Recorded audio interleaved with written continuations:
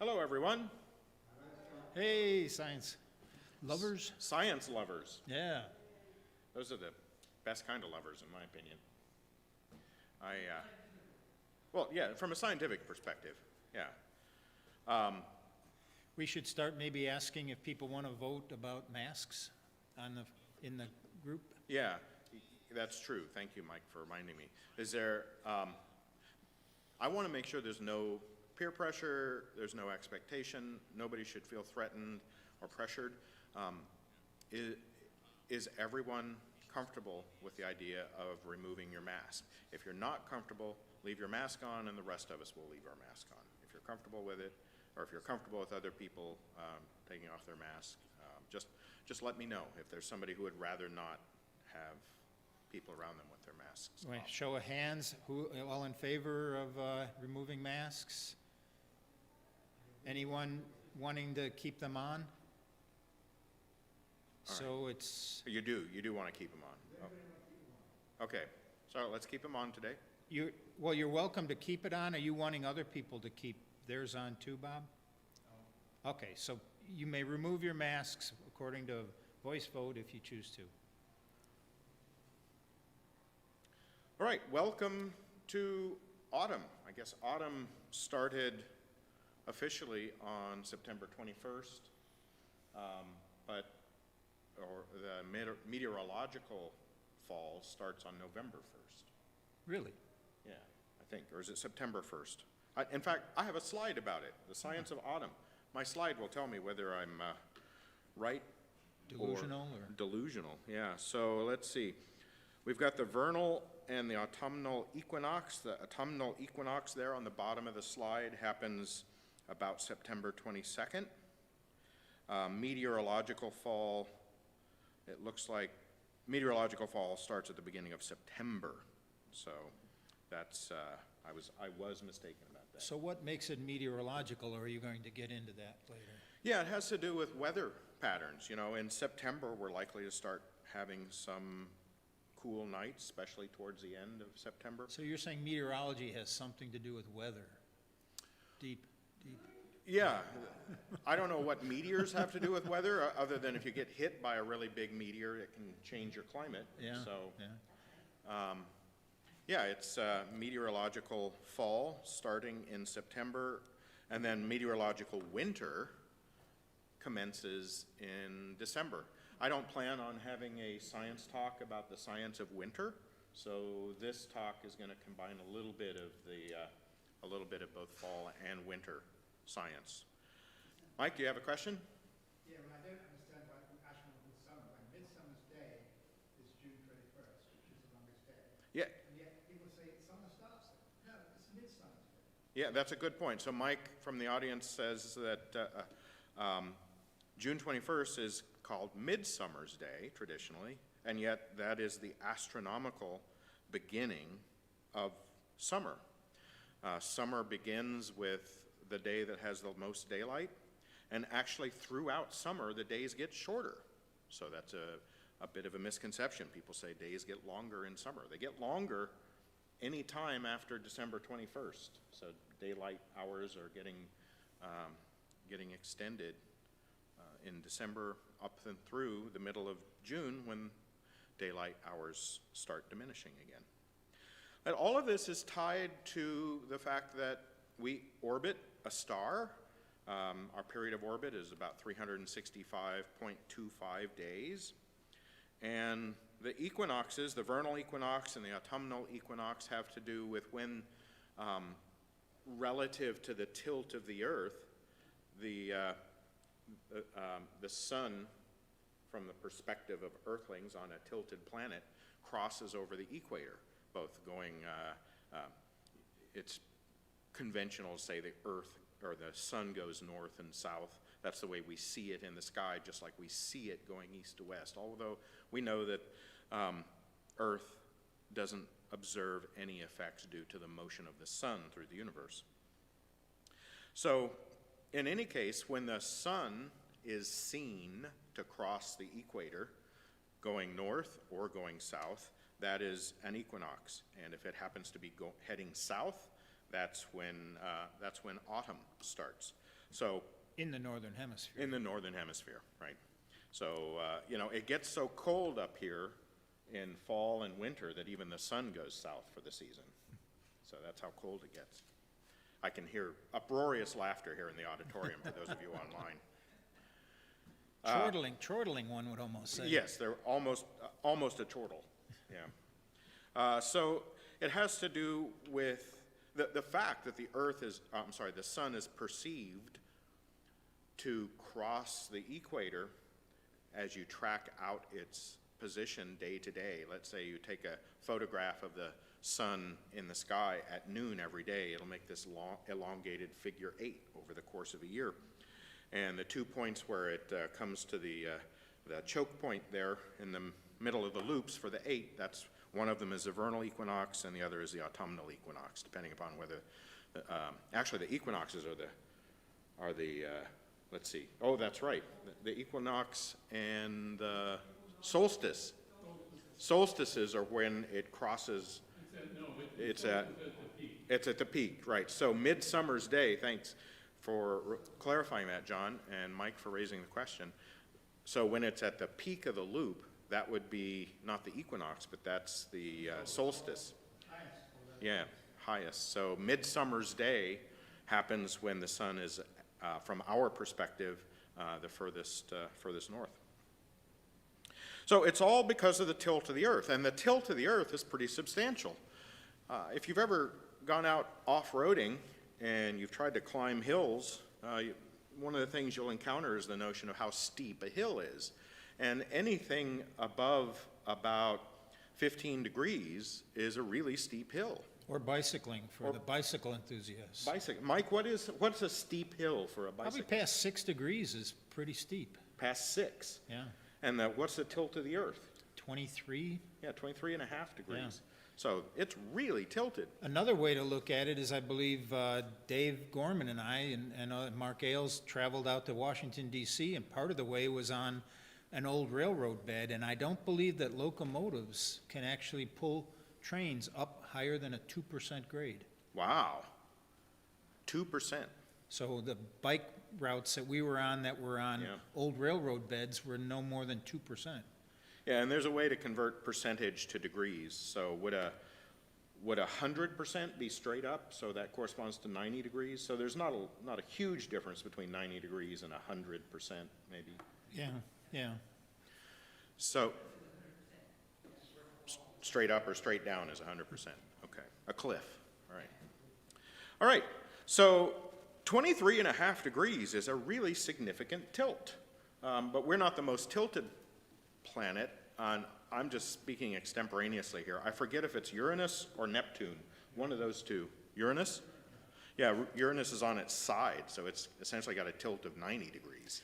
And I think that they say that the tilt of the Earth came because of, is it Thanos? The moon. The Yeah. collision The collision. of what became the moon and us. And Right, so we were whacked, a good one. yeah. Yeah, so the moon, it deserves its own Science Sunday talk, which is a good idea. Maybe we should do that. Yeah. The formation of the moon is believed at this point to have been due to a collision between a large planet and a smaller planetesimal. And a lot of the crust material that got heated up in that collision sloughed off and turned into the moon. And a lot of the heavier material, the iron and whatnot involved in the objects colliding coalesced into the core of the Earth. But anyway, that thwack from Thea, or I think it was Thea, not Thanos, I think, Okay. Yeah. is expected or is believed to have caused the tilt of the Earth as well. A good thwack. So that's why we have the seasons. We could live on a planet that didn't have such a significant tilt. And I think it's fun to think about what would life be like, right? What would life be like if every day had essentially the same climate? Florida, right? Mediterranean climates. Now that's a good idea. Actually, if you live near the equator or in equatorial climates or in Mediterranean climates where ocean currents are a highly relevant factor in keeping things temperate, then you know what it would be like to live on a planet, you know more of what it would be like to live on a planet without seasons. But even equatorial regions experience seasons in the consequences of rain, rainy seasons and dry seasons, the monsoon seasons in Africa and India and Indonesia and whatnot. So again, the tilt of the planet causes a lot of changes in climate throughout the year. Well, why is that? Well, it's because the amount of solar energy that impinges upon the Earth changes with the angle of the sun. So here you see a couple of illustrations. One shows the sunlight perhaps in spring or summer, where the sun rays are spread out over a relatively small distance. It's an intense amount of energy per square feet. And then the next picture there with the blue or snowy landscape shows that same amount of sunlight, but now it's spread out over a larger area because the angle between the ground and the sun has diminished. So it's that angle that controls the amount of solar irradiance, or the amount of energy per square foot, that hits the Earth's surface. Now, if you recall, the Earth is a ball, spherical, with not particularly heartfelt apologies to those of you who might be flat earthers. I think the fact that we have seasons and that the north regions of the Earth and the polar regions of the Earth, the north and the south, tend to be cooler, that is further corroborative evidence that we live on a spherical planet. Because if you look at the equator, the sun hits the equator pretty much dead on. So it's a high amount of solar irradiance, or energy, heat energy, light energy transferred to the equator. Whereas up at the poles, the light of the sun inevitably hits the Earth at a grazing angle. And that grazing angle changes throughout the year because of the tilt of the Earth. So the polar extremities of the Earth are always going to have, or perpetually have, slightly less irradiance, just because of the fact that the Earth is round. That's pretty interesting. One of the things that is a consequence of this uneven radiation, uneven heat radiation, is that the Earth is, in many senses, a closed system, a closed thermodynamic system that is pumped, so it gets more energy. It's no longer closed in that it gets more energy from the sun daily. And then it also radiates some infrared radiation and whatnot. But throughout the atmosphere and the hydrosphere of the Earth, there's this tendency, a natural consequence of physics, for equilibrium forces to become relevant. So the temperature gradients that exist between the intensely irradiated equator and the less intensely irradiated poles causes a temperature gradient across the surface of the Earth as you go along lines of latitude. Well, that temperature gradient causes mass to move. Hot things want to move, there I go, anthropomorphizing again. Hot things tend to move to colder regions, and colder parcels of matter tend to equilibrate with warmer. Plus, I'm sure that the rotation of the Earth has a lot to That's do right. with stirring things up. And Yeah, and so does the presence, the mere presence of continents. So if this were a water world, then some of the climatic patterns that we see would be a lot less convoluted, because land masses interfere with the flow of water and air currents. So any given time of year, you'll see climate patterns and jet streams and circulating cells. I talked about this last year when I gave a talk on weather and climate. Hadley cells and different circulatory cells within the atmosphere are responsible for redistributing some of the energy from the equator towards the poles. and some of those currents strengthen or weaken as the seasons change, which in a complicated way gives rise to the conditions for hurricanes, et cetera, and snowstorms. So one of the things I wanted to point out with this image is the idea of a polar vortex. So one of the consequences of global climate change is that the Arctic is warming faster than the equatorial regions. If you think about it, that makes some sense because the Arctic is a cold sink. Sink as in a place to drop heat, right? So you can dissipate more heat if you drive it towards the colder regions of the Earth. And the Arctic is, relatively speaking, and the Antarctic are warming faster than the temperate and equatorial regions of the Earth. But one of the consequences of that is that the circulation cells, the currents of air circulation that tend to keep the Arctic air, cold Arctic air, up in the north become weakened. So the boundaries between the different temperature air masses are weakened, the jet stream is weakened, and you can have very cold Arctic air plummeting towards temperate regions, which is why even though the Earth is warming overall and the Arctic is warming considerably, we can get absolutely anomalous and incredible cold snaps here in the mid-latitudes. Which convinces some people that global warming Doesn't exist. Doesn't exist, right? Right. You know, but it's complicated science. You know, I understand why it can be confusing and not intuitively obvious. I do wish that our policymakers and leaders would spend a little more time learning science, but that can be said in many different contexts. It's easier to think about the jet stream slows down, it's like a top. Yeah. And when the top slows down, it starts wobbling. Thanks. And that's what it wobbles, when it wobbles down, the cold air comes down and it wobbles down into us. Yeah, John from the audience, John Farmer, suggests that a good analogy is a top. So the jet stream is like a spinning top, and as the energy of that spin diminishes a little bit, the top starts to wobble, and the intrusions of the Arctic air into typically more temperate regions can be thought of analogously as the wobbling of the jet stream as it loses overall energy. All right. Let's see. I think this is a image or an animated image showing showing a cold front moving through the United States. If you look carefully, you can see Florida and Texas and different parts, the eastern seaboard and whatnot.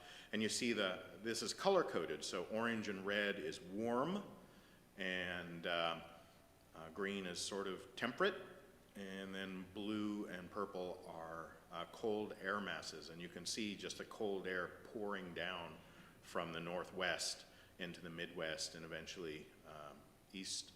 And that's the kind of intrusion of cold air that we expect as a consequence of global warming. And it becomes more common in wintertime, these intrusions of Arctic air. So we can't necessarily expect something similar in summer where we get a particularly freezing event in summer. Well, you do, it's just not as cold. It doesn't get as cold. What happens when you get the cold air coming down, you get the meteorological term that we call blocking.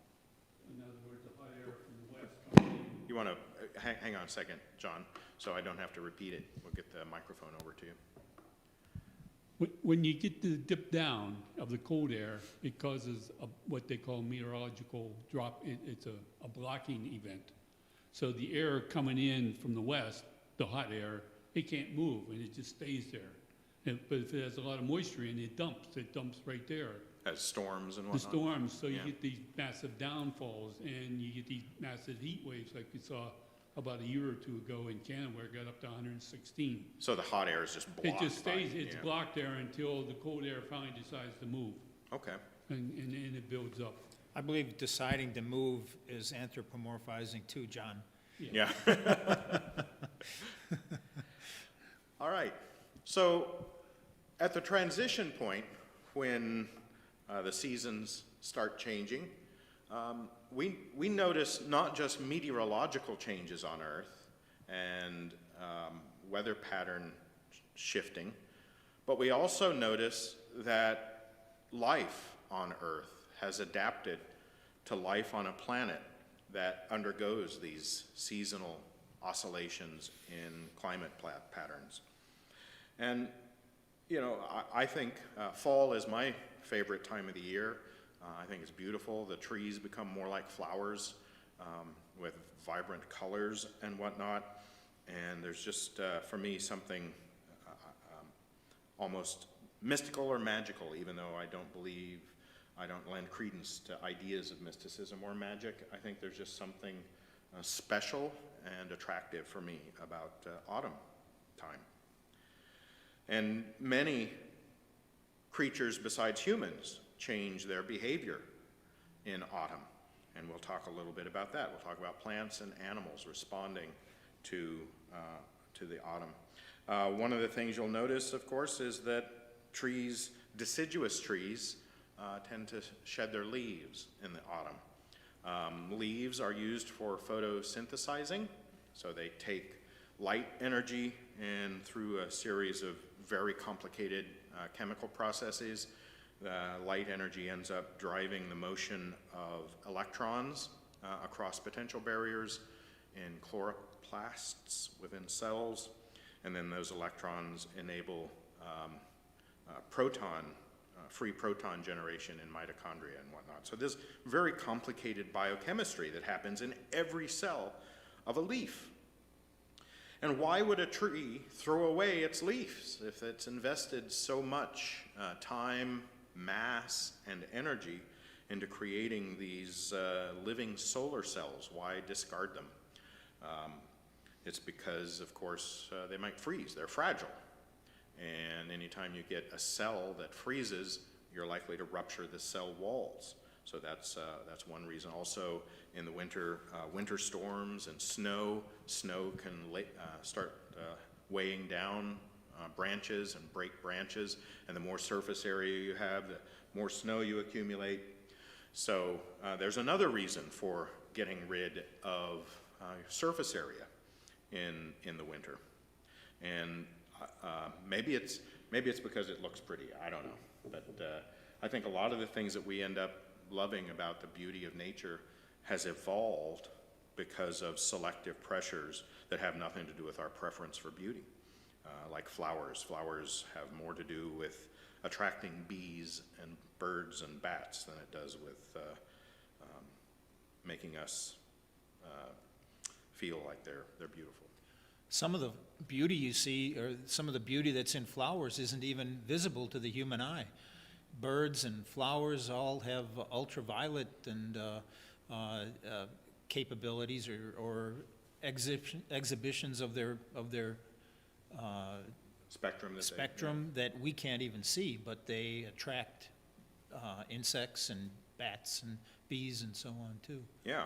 And birds. So a lot of the adornments of nature are there for mutualistic kinds of relationships with other living things, and has nothing at all to do with humans, except for those times when we have imposed our own selective breeding and whatnot.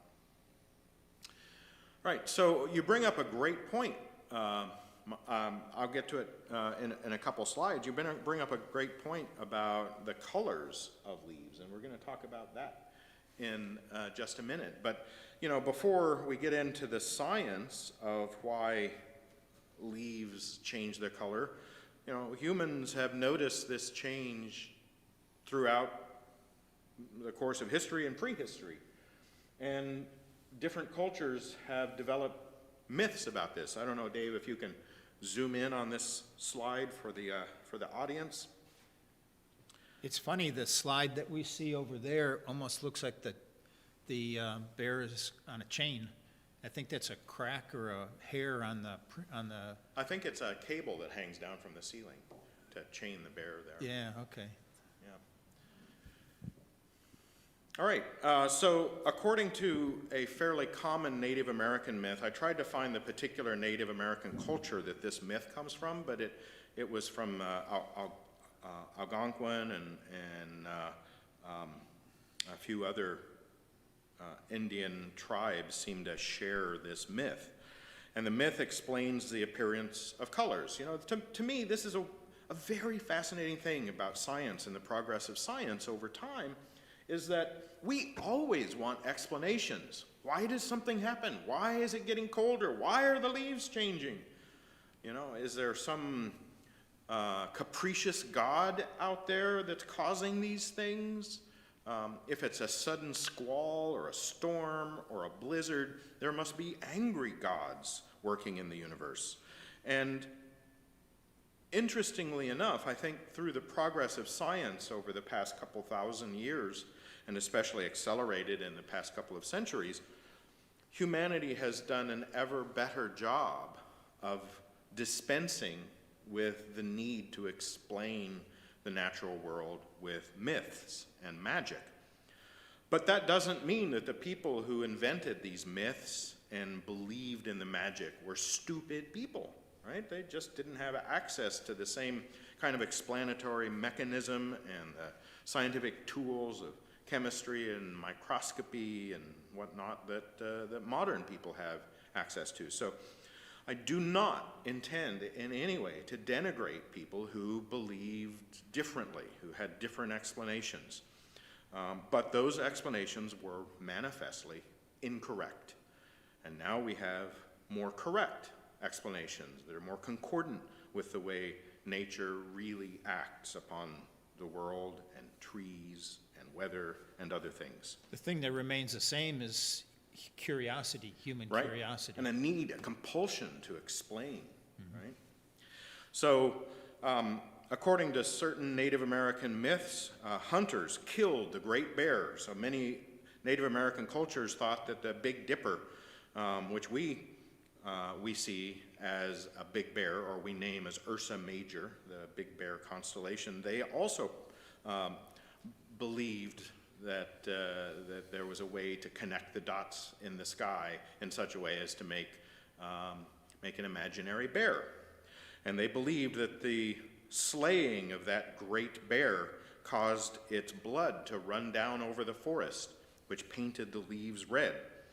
And the yellow leaves got their hue from the cooking fat that boiled over in the pot in which it was cooking. So again, a fairly inventive explanation for a phenomena that is quite mysterious, right? You've got to come up with some, you feel compelled to come up with some kind of explanation. You know, one of the things that science leads people to do is to say, I don't know. And there was a lot of opportunities for I don't know in the past, but many people, similar to many people today, are not satisfied with I don't know. And so they invent gods and spirits and magic to explain those gaps in our knowledge about nature. So again, I am not intending, and I have no sense of denigration or condemnation of people who were hungry for explanations, and this is the kind of explanation they came up with. It was very creative. But we know better today. Today, we know more about the way and the reasons that leaves change color.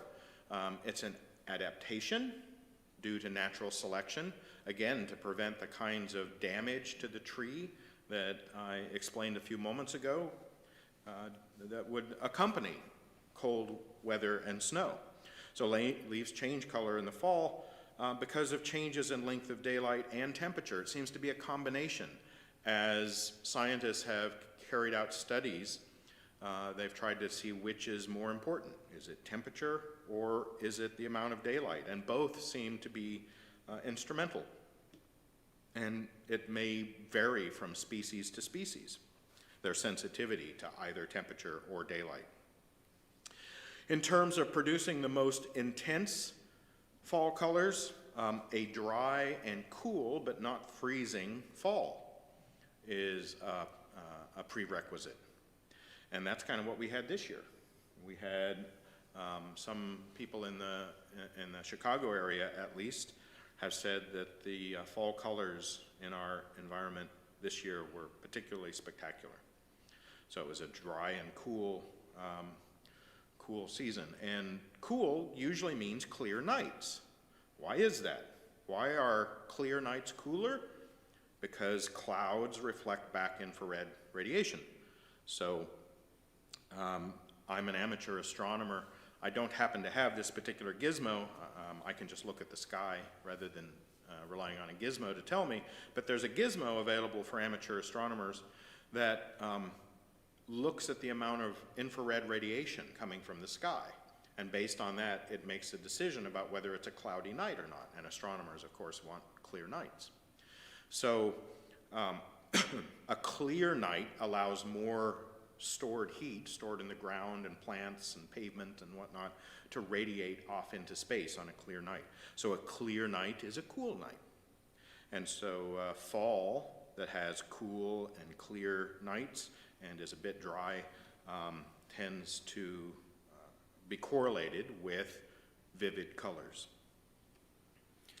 Are you going to talk more about like what colors come about because of what processes? Like maybe maple trees, some Yes. turn very red and some turn yellow and, okay. Yeah, I want to talk about that next, actually.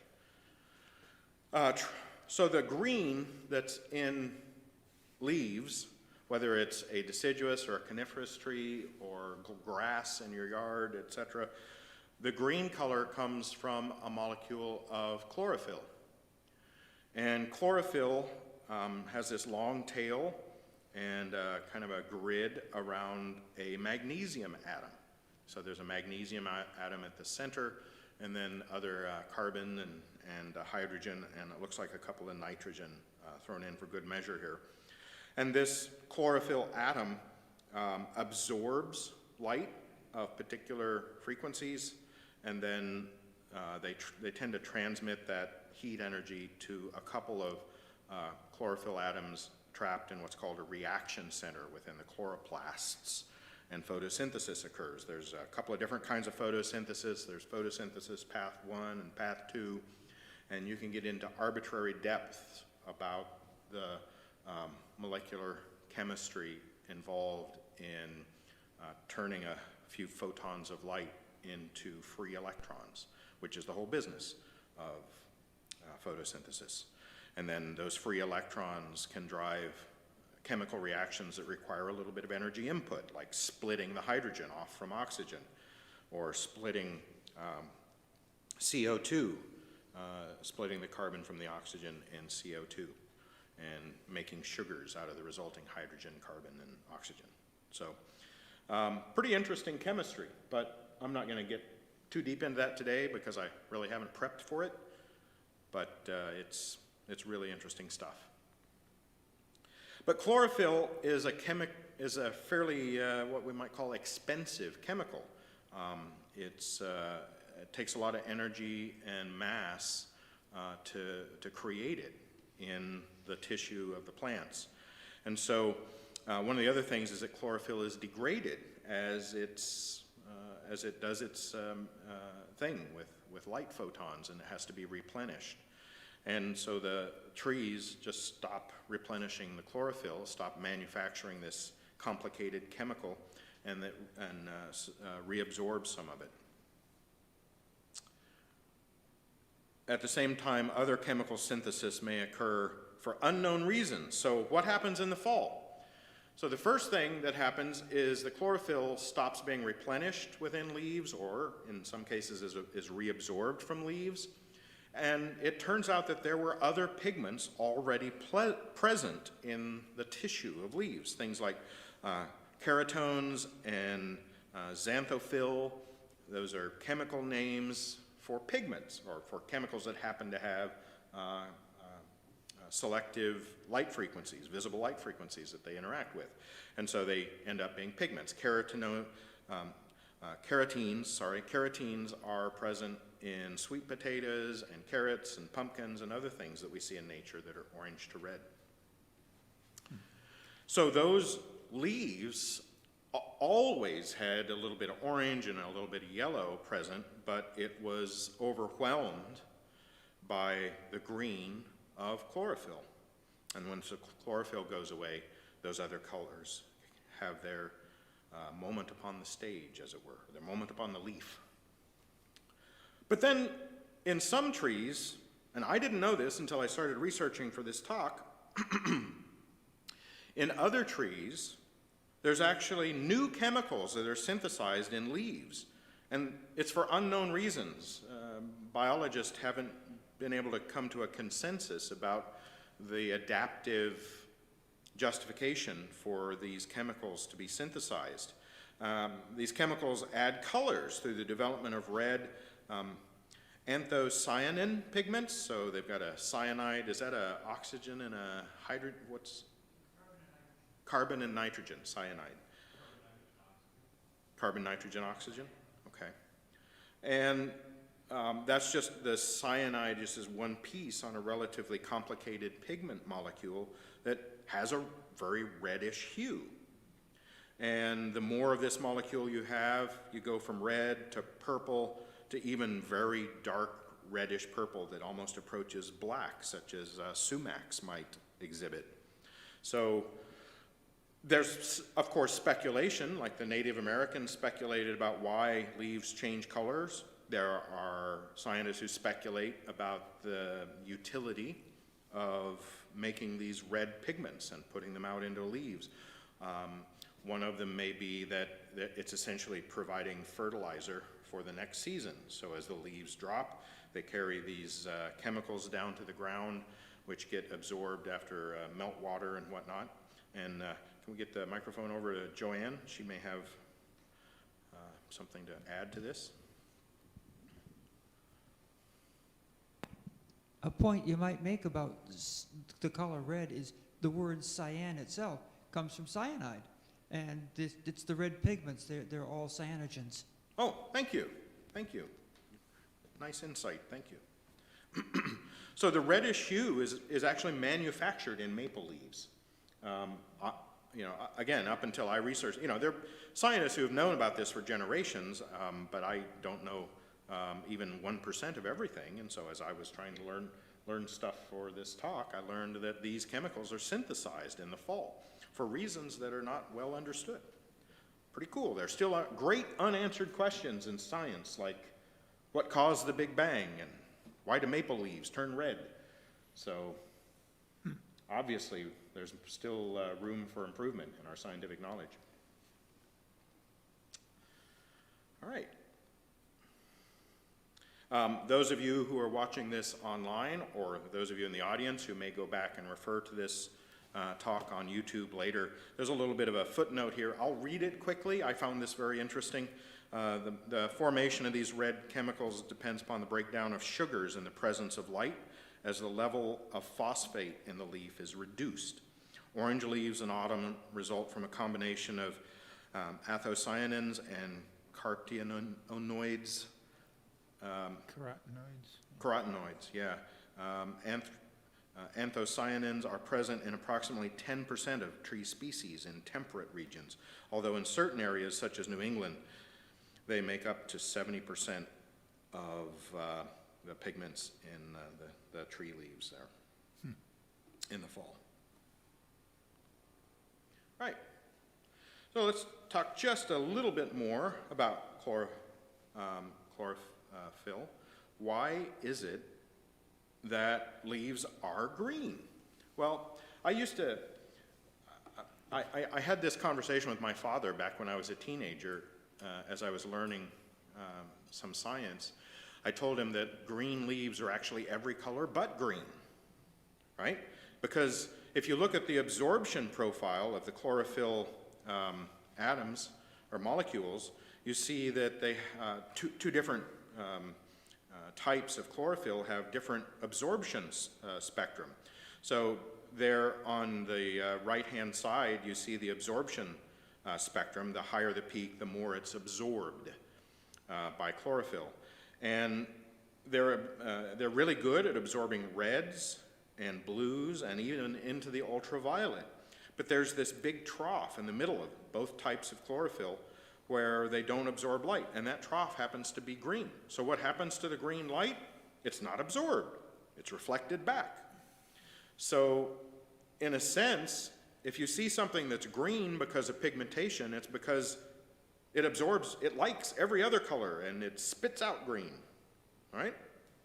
So another interesting factoid is that the green and yellow light constitutes the color of light through which most of the energy of our sun is emitted. So our sun emits most of the available light energy, most of the energy it emits, in fact, totally, from radio waves to X-rays and whatnot. Most of the energy of the sun that's available from radiation comes in the form of yellow and green light. But plants reject that light.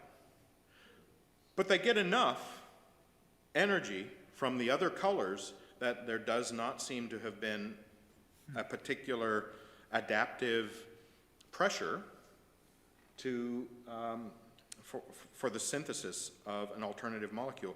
Now, there are some algae that use purple, that have purple pigment, so they reject a little bit of red and blue, and they do absorb green. So nature can and has developed energy siphoning pigments that don't reject yellow and green. But land plants have all evolved from primitive organisms that are green algae. So the red algae that you hear about, red algal blooms and whatnot, those simple organisms never gave rise to a lineage that eventually evolved into land plants. So you're saying that it's, that the plant genome developed from a original species that was not too effective at taking the sun's light and using and gathering that much heat from it, which Yeah. maybe was a protection against too much It could be. energy or Yeah. whatever. Yeah, that's a very interesting hypothesis. It makes sense why, it makes sense what,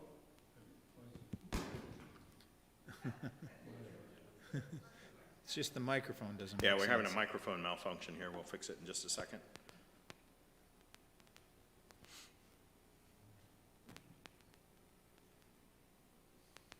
is it on? Is there a button I gotta push? Should be on.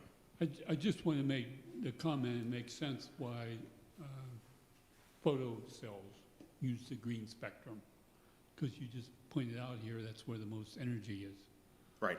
and so, Yeah, but the chlorophyll in land plants actually rejects that light. It reflects it back. So in a way, that's kind of surprising. right, so that, well, yes, but that means there'd be more light there than to absorb by the solar cells. Right, yeah, so if, human-made light absorbers and solar cells and whatnot certainly would benefit and do benefit from indeed absorbing those colors. That's why solar cells are not green. They don't reject green light. They tend to be black because they're built to absorb all the visible colors, I know, most solar cells or blue or black. do a single light spectrum, I believe. Yeah, they're Not all. multi-layered ones now that can do multiple wavelengths. But all right, so back to the science of autumn. Evergreens, right? Why don't evergreens shed their leaves? Their leaves are curled up into needles.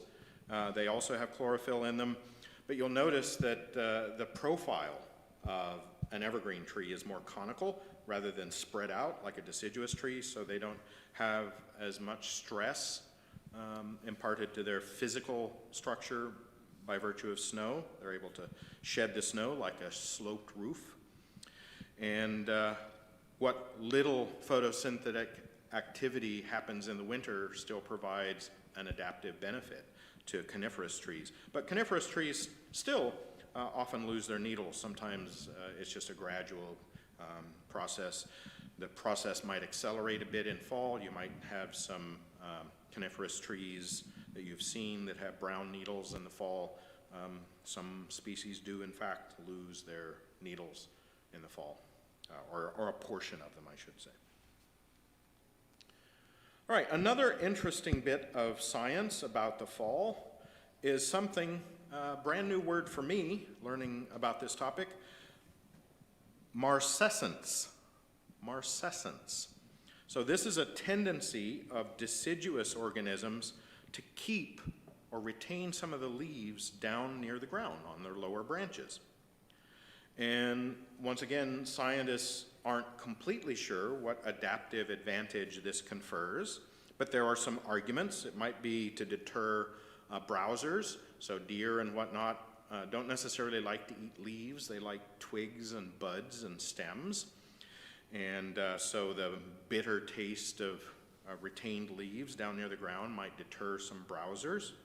Another is that it might provide the compost or mulch by falling early in the spring. It might provide some insulation and fertilize the tree. And then also another is that it might trap snow and moisture near the base of the tree so that in the springtime, as that snow melts, it helps water the tree. Or it could just shield new buds. It could just provide a mechanical kind of protection to some of the buds on the lower limbs. And this reminded me of something I'd read a few years ago. I tried to find the exact reference for this talk, and I have so many books, I wasn't successful. But many years ago, I read that if you look carefully at a forest in the spring, you'll notice that the new trees, the saplings and whatnot, get their leaves before the large canopies start filling out. And that's believed to be an adaptive advantage so that the plants that are typically shadowed by the crown of mature trees can steal a little bit of light before the crown develops. So the risk involved in putting out leaves early, the risk to structural, well, saplings also bend more, so they're less likely to be damaged by the snow and whatnot.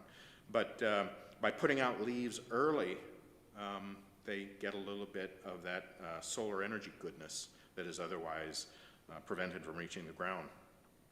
And I wonder, this is my own speculation, I wonder if the leaves lower down and the branches lower down and the plants closer to the ground retain their leaves in fall for a similar reason, that they're just grabbing that little bit of remaining sunlight and they're not as fragile and susceptible. It gets colder as you get by tens of feet. It gets noticeably colder the higher you get in the air, so it's a little warmer near the ground. So again, many potential complicated reasons why there's an adaptive advantage for marcescence down near the ground. Do you know how many million years ago deciduous trees really came about? I mean, they weren't there in dinosaur times, really. They were more of the I think large palms and things like that. somebody might look it up on Wikipedia while we're talking, but I think it's something like 170 million years. So they did start while there were dinosaurs around, but in the Devonian and whatnot, the first trees on Earth were more like giant ferns or palm trees and whatnot. All right, and look into the evolution of angiosperms and things like that. All right, so now we're going to talk a little bit about animals. I want to be sensitive about time, so I'm going to kind of brush through some of this. One of the things that animals do is that they change the way they look in winter. You get thicker coats for some animals. You change color for other animals, and that can be beneficial to survival. You also get animals that stock up in the fall in preparation for lean times ahead. You have hoarders and then scatter hoarders. Hoarders tend to create a larder that has one place where it's full of food, and then scatter hoarders like squirrels and chipmunks and whatnot will scatter things, scatter material around, and remember where it is. There's a, let's see, There's a particular crow called a Clark's nutcracker. It's a corvid native to western North American mountains that can store up to 30,000 pinyon pine seeds and find them again 9 months later. Talk about scatter hoarders. The mole, moles like to eat worms. One of the things the mole does to create its larder is it bites the heads off of worms, and worms still continue to metabolize and live after they're missing a head. And then it kind of herds them into its larder and keeps living worms there for the winter to munch on. Yum, yum. Here's a picture of that Clark's nutcracker that I was talking about, scatter hoarder. And then there are ants, honey ants, that some of the ants have an abdomen that gets filled with nectar and honey, and the other ants live off of it during lean times. So different ways animals stock up. And then, of course, we have the phenomena of migration, where whole different categories of animals move from one place to another. Mike, you talked about monarch butterflies at one juncture. I think it's 4 different generations it takes them to do their migration. Well, I just learned that there's a dragonfly in Southeast Asia that does something exactly the same. It takes 4 generations for this dragonfly to complete its migratory loop. Very analogous to what happens with butterflies. So I don't know if that's a feature they've inherited from common descent, or if it's what's called convergent evolution, where different species develop the same characteristics because of similar environmental factors, but they're not of the same lineage. Did you find out what the... Well, when you say angiosperms, that's all flowering plants. Yeah, includes a lot of the trees we have. Mm-hmm. Yeah, So flowering plants, it said, were 135 million years ago, but then there's now talk that it may have even been 100 million years earlier than that. Okay. The first evidence of it is 135 million years ago. Okay. And trees are a kind of angiosperms. Mm-hmm. All right, let's see. Wildebeests and birds and caribou and whales, all of these are involved in migrations due to changes in the changes in the weather and climate throughout seasons. Here's a picture made by an organization based out of Illinois called the Helen Douglas Hart Foundation, and it shows common migration patterns for birds in Illinois.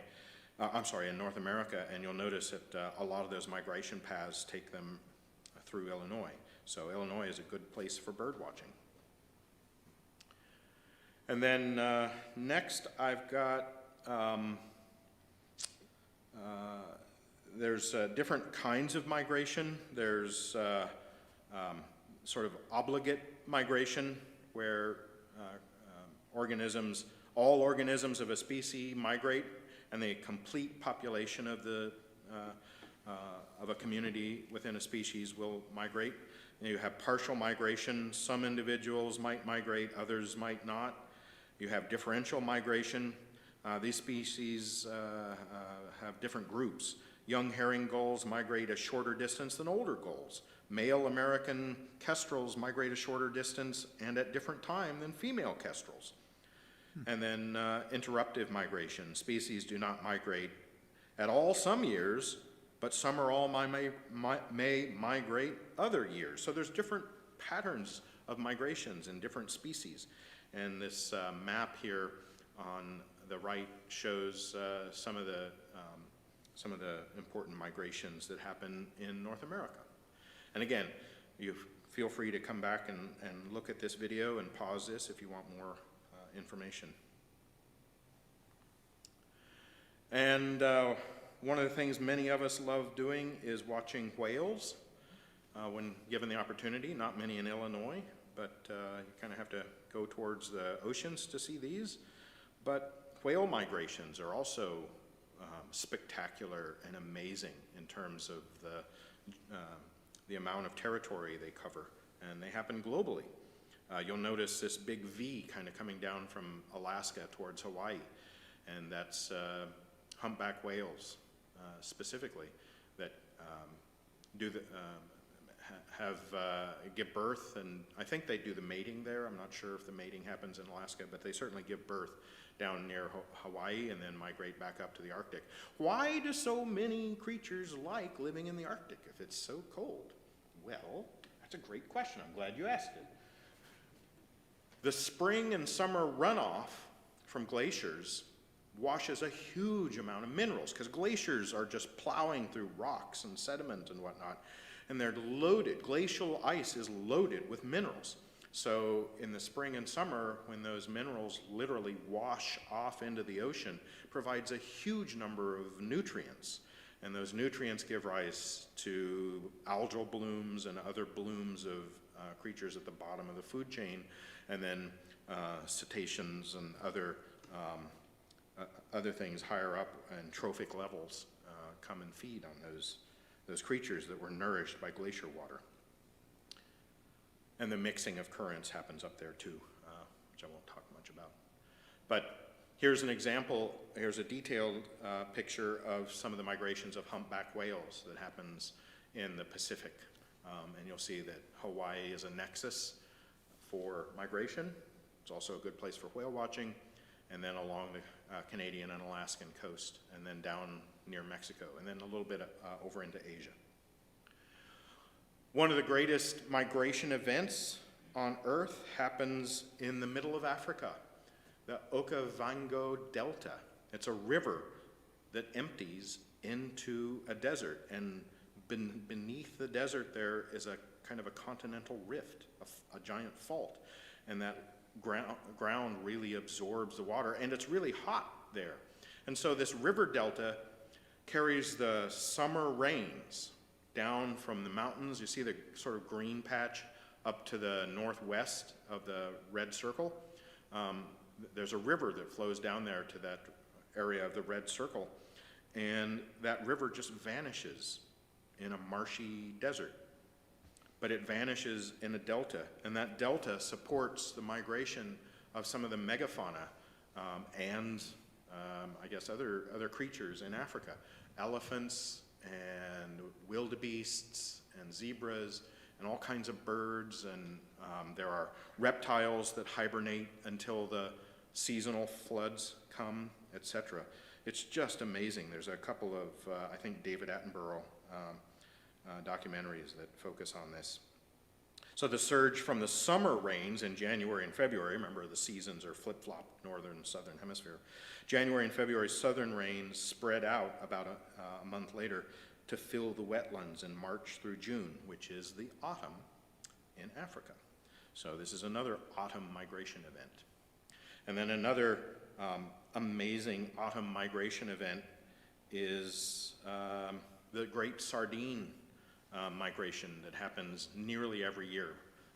Scientists aren't sure if it happens some years and it's just not noticed, or if they skip a few years occasionally. But these incredible shoals of sardines are places for gannets. You talked a little bit about gannets. Mm-hmm. For gannets to do their thing, they're missiling into the water to catch some sardines, and then sharks and dolphins and whales and other things come and eat them as well. This is, I've read that this is the largest migration of biomass from a single species on Earth, is the sardine migration that happens there at the Horn of Africa.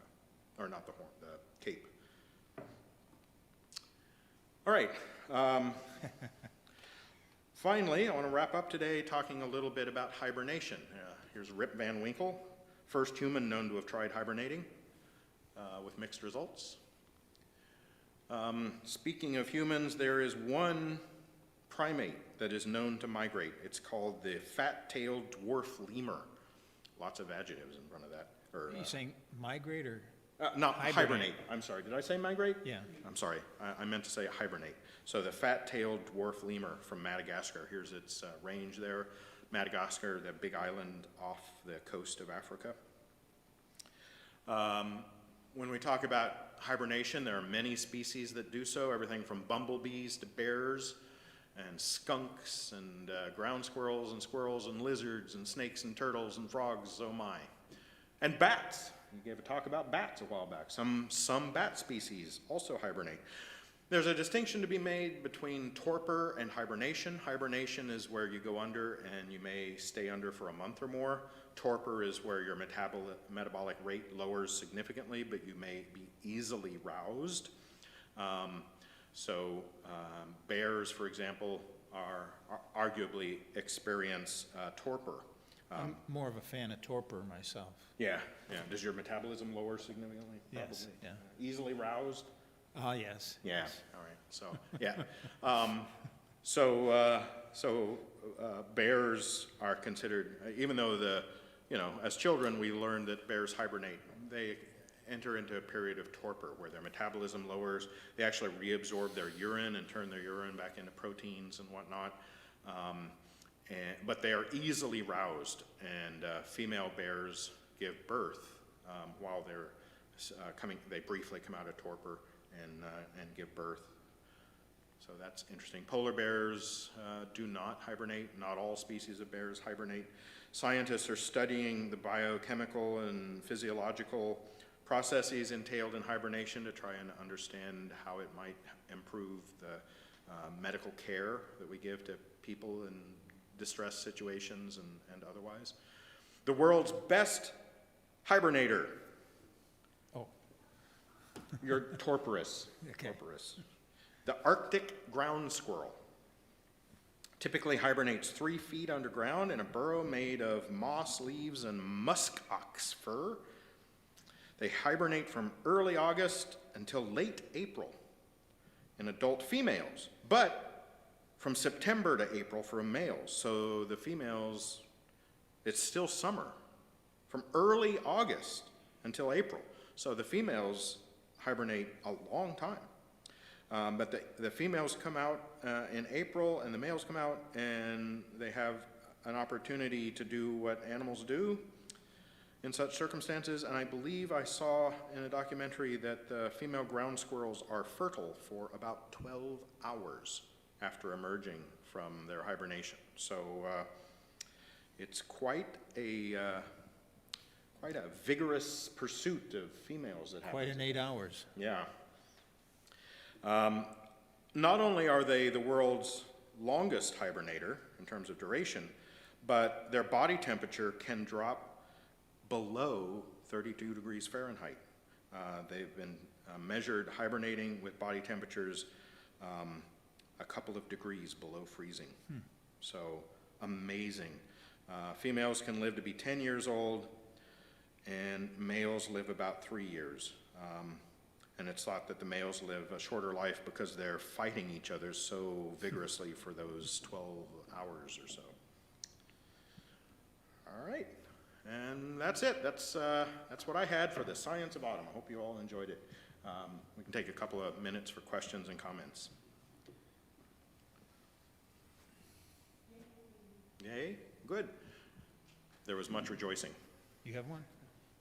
Yeah, I didn't want to mention it before, but you were talking about Hold the microphone. how it gets cold in the fall. In meteorology, you got winds, and there's also an upward component and a downward component. In the fall, it's in a downward component, so the air is actually falling more, as opposed to in the spring where I'm talking about the average. You don't go out there and you won't see it, but if you took the average over an hour, the trend would be down. So the air comes down from the cooler upper atmosphere? All I'm saying is, yes, Okay, good. it can. All right. As in the spring, it gets warmer, and so the general trend is more rising. Yeah, so it's, Expanding, warm air expands and is lighter. And the other contributing factor is all the land masses in the northern hemisphere. And so it's going to warm faster or cool Right. faster than the oceans. In Yeah. fact, I just read the other day, when you're talking about global warming, the land mass will be a degree Celsius warmer than the average. right, then the water temperatures in Right. this similar area, yeah.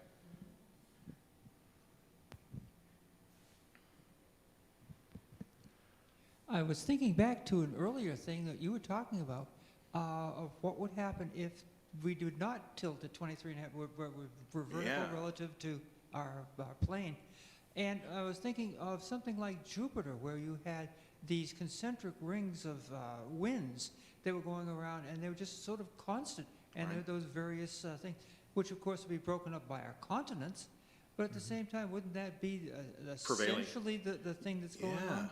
Yeah, that's a great thought. I think it's a topic that is ripe for exploration in a science fiction story about what it would be like, some of the challenges and opportunities of living on a planet that doesn't have such extreme seasons. How would the weather be different? How would life be different?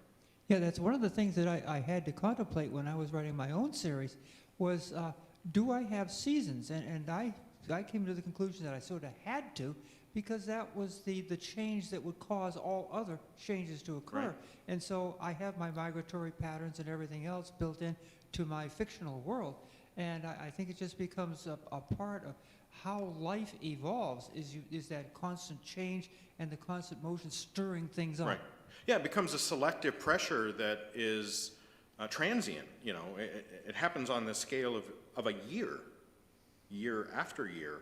So it's a completely different kind of adaptive driver than a long-term climatological or geographic change. It's really fun to think about that. I was thinking too, when you mentioned that, it just brings up a set of events that cause so much more difference that it makes more niches available for some certain creature. Right. It brings up variety. And migration And gives success. opportunities for hunting. I mean, hunters, whether you're animal hunters or a human hunter, you follow the migration, or you go to a specific place because you know a seasonal event. What would it be like to live in a world where seasonal events aren't relevant?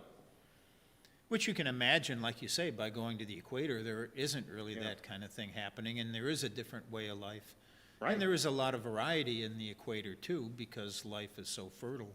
Right. The equator would change also, because now you have a constant heating, would probably be much more. Yeah, the equator probably, John is saying that equator would be warmer because it gets constant energy, not even a little bit variable. So, any questions online? There are not. There are not.